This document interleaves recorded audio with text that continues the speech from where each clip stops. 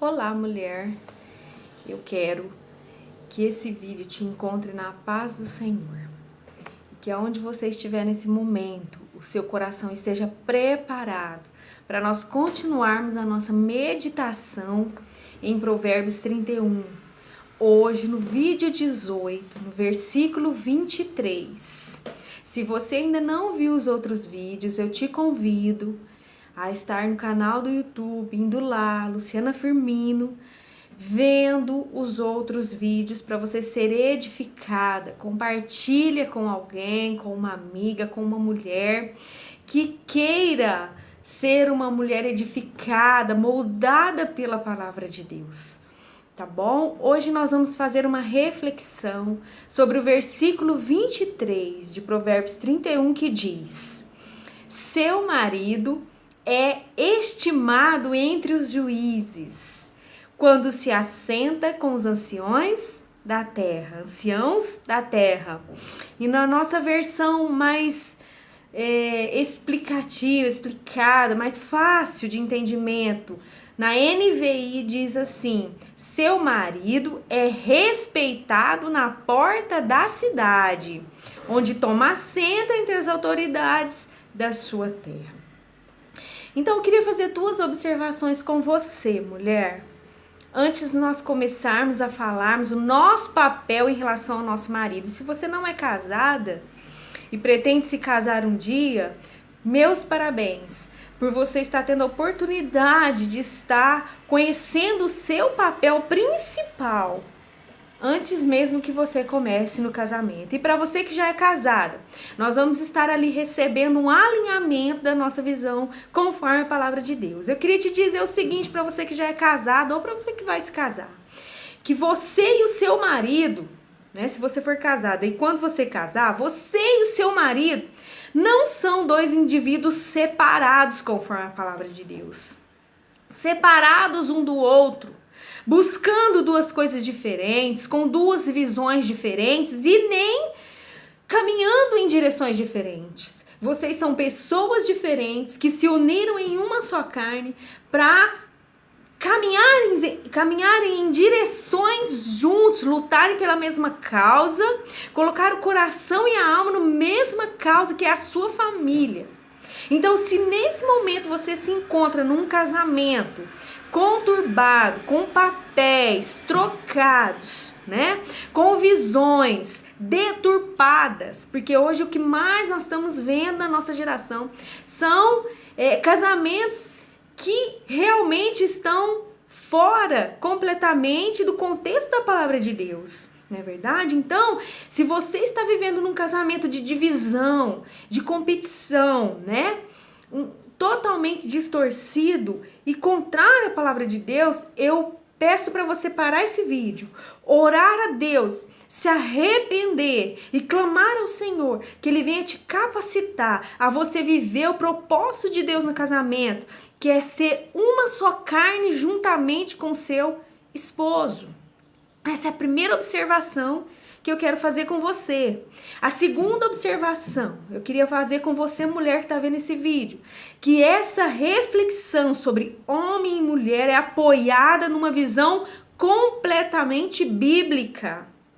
E eu creio que ela deve ser aceita por mulheres que têm a Bíblia como regra de fé, que têm a Bíblia como orientadora da sua vida. Amém? Então são princípios que estão na palavra de Deus. Não são princípios criados por homens, não são ideologias humanas. São princípios que estão na palavra de Deus. Então, observando fazendo essas duas primeiras observações, eu queria te dizer, mulher, que o principal papel, meu e seu, o nosso principal papel como mulher que teme a Deus. Nós vamos ver sobre o temor do Senhor na vida da mulher mais no versículo para o final. Uma mulher que teme a Deus, que ama a Deus, que tem a Bíblia como regra de fé e que quer agradar o seu Senhor, o principal papel que nós vamos desempenhar na nossa vida de mulher casada é de auxiliadora, apoiadora do nosso marido. E é exatamente o que nós estamos vendo aqui neste capítulo. Aqui, apesar de falar do marido da mulher virtuosa, nós temos certeza que essa mulher era uma influência auxiliadora, uma influência maravilhosa na vida desse homem. Então vamos conhecer um pouquinho a posição desse homem aqui nesta época, né? Nós estamos vendo que ele se assentava à porta da cidade ou nos muros da cidade, né? E se assentavam com anciãos, pessoas de autoridade, pessoas que ocupavam cargos de influência naquela época. Então, lá voltando no verso 11, nós vimos que esse homem, ele confiava nessa mulher, que a mulher virtuosa, que a mulher de Provérbios 31, ela era uma mulher de confiança, e nós já vimos sobre isso. E aqui nós estamos vendo que ele, além de ser um homem que confiava na mulher por conta do caráter virtuoso que ela tinha, ele também era um homem estimado, né? Nós vemos aqui pelo texto, né, que ele era um homem estimado, ou seja, um homem de bom caráter entre as outras pessoas, um homem influente entre os outros nobres da cidade. Sejam quem fosse esses nobres, esses homens influentes, ele estava ali no meio, porque eles se assentavam com eles ali nos portões da cidade. Os portões da cidade naquela época eram locais de decisão, que tomavam-se decisões importantes para a vida daquela comunidade, daquele local, né? Ali se assentavam governantes, ali se sentavam políticos, ali se sentavam oficiais, porque fala até em algumas traduções de juízes. Ali eles se assentavam para decidir questões importantíssimas acerca da comunidade. Então, provavelmente esse homem, o marido dela, ele tinha uma posição de contribuição importantíssima para a época.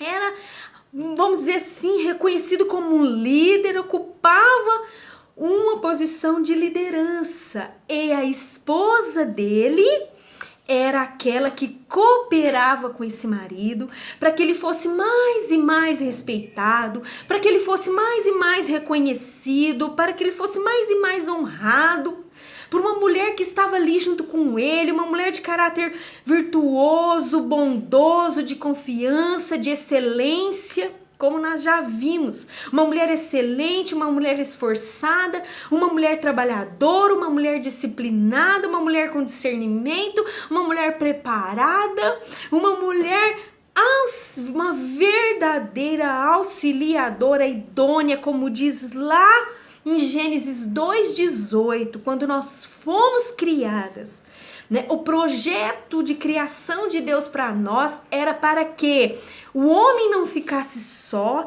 e tivesse junto dele uma auxiliadora que lhe fosse idônea. Que quer dizer ser idônea? Ser capaz de cumprir aquele papel de auxílio que Deus tinha dado para ela. Para mim e para você. Esse foi o motivo para qual nós fomos criados. Então, falando em base de criação, né, nós fomos criados com um propósito original, principal e primeiro de ser auxiliadora e de ser apoiadora do nosso esposo, dos nossos filhos, do nosso lar e de todas aquelas pessoas nas quais o Senhor colocar diante de nós para que nós possamos ajudar.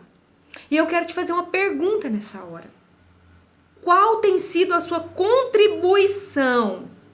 Qual é a contribuição que você tem dado para que seu esposo realize com excelência a missão de liderança que foi dado a ele?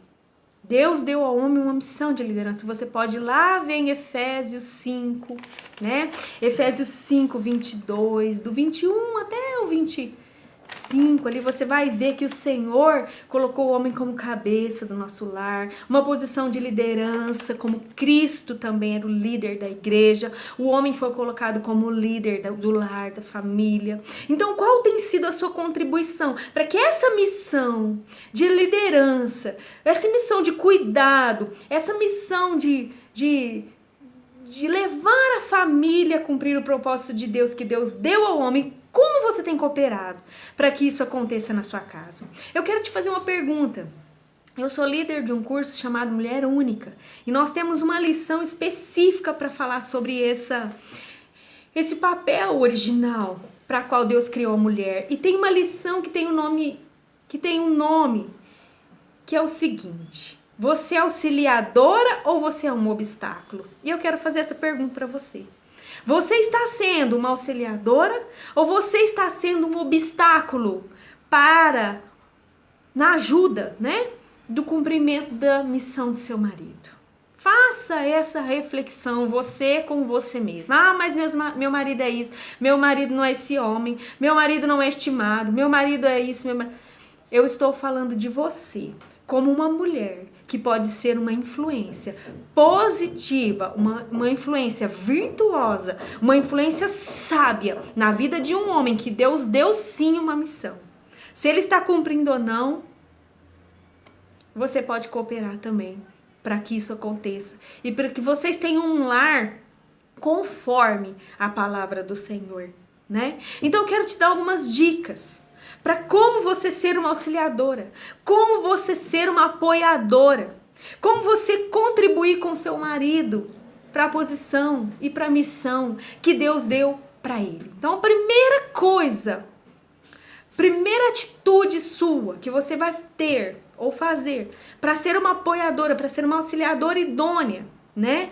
É que você esteja posicionada na sua função, no seu papel bíblico que Deus te deu, que é auxiliadora, que é apoiadora, que é ser submissa e que é ser sábia. É o papel que Deus deu para você. Luciana, mas por que você está falando isso? Porque eu tô te falando que se você tiver num papel que não é seu, você atrapalha.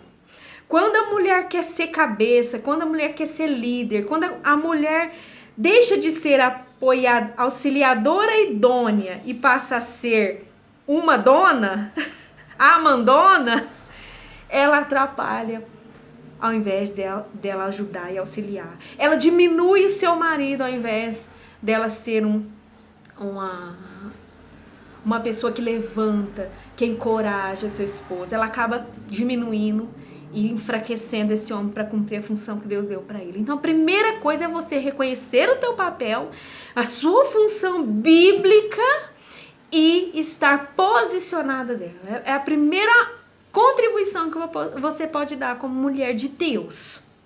A segunda coisa, incentive o seu esposo. Seja uma incentivadora. Tenha sempre palavras de apoio para ele. O homem, Deus deu uma função de conquistador para o homem, de líder, daquele que vai à frente para fazer o seu papel de líder, de conquistador, né? Então, quando a mulher não apoia, mas ela se torna uma crítica do papel que Deus deu para ele, ela pode enfraquecer a liderança do marido, né? E o caráter deste marido pode ser até mesmo burlado ali, tirado, né? Comprometido pelo comportamento ruim dessa mulher.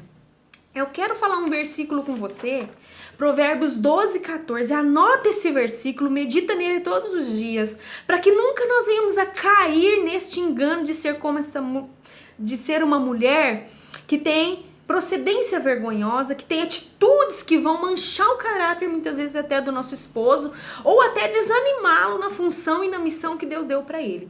Então Provérbios 12:4 diz assim: a mulher virtuosa, a mulher de Deus, é a coroa do marido, mas a que procede vergonhosamente, ou seja, aquela que não cumpre o seu papel, envergonha seu marido, é como a podridão dos seus ossos. Então, se você não é uma mulher que o marido pode ter, vamos dizer assim, o orgulho de ter você como mulher, como uma coroa. Quando uma pessoa veste uma coroa, é porque aquela pessoa, né, ela tem uma ótima posição, ela tem uma posição de rei. Coroa indica realeza, indica uma posição abençoada, né?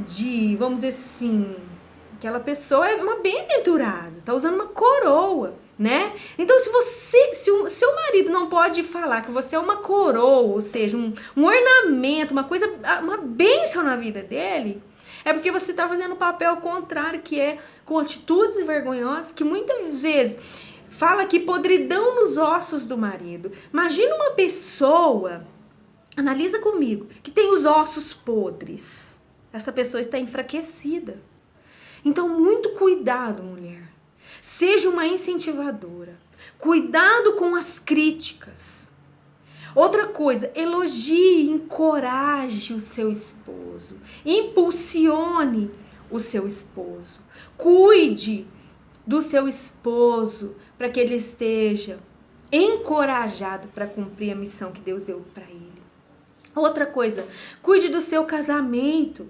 Como assim, Luciana? Através do respeito dado a ele. Não denegrindo a imagem do seu esposo.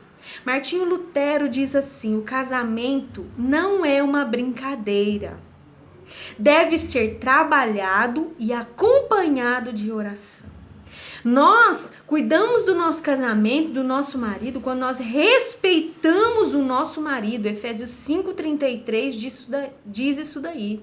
O Senhor Deus te exorta a orar e respeitar o seu marido. Porque o desrespeito ao marido, a imagem do seu marido, é um pecado. Se você tem denegrido a imagem do seu marido para as pessoas, você está pecando. Arrependa-se, porque esse não é o teu papel. Casamento não é brincadeira, o marido não é qualquer um. Marido é um líder, uma autoridade espiritual criada por Deus para estar ali no nosso lar cumprindo uma missão. E nós estamos ali para auxiliá-lo em tudo aquilo que for necessário, que o Senhor nos dá graça para fazer. Então cuide disso.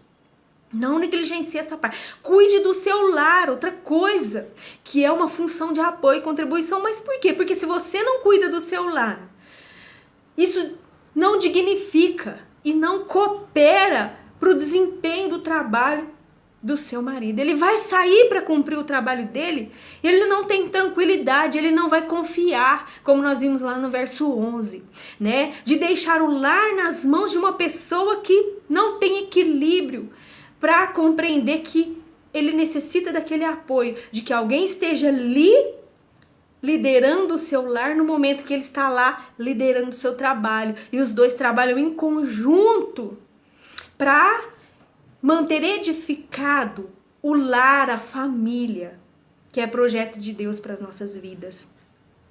Outra coisa que é uma função de apoio e contribuição para você, mulher, seja parcimoniosa. Nossa, que palavra diferente. Sim, a parcimônia é aquela mulher prudente. Uma pessoa que tem parcimônia é uma pessoa que tem prudência, é uma pessoa que tem cuidado. E a parcimônia está muito ligada por ser uma mulher econômica, uma mulher que administra com equilíbrio as finanças, uma mulher que poupa. Nós já vimos isso na mulher de Provérbios 31. Então seja parcimoniosa. Não seja uma mulher gastadeira, não seja uma mulher desequilibrada, não seja uma mulher compulsiva.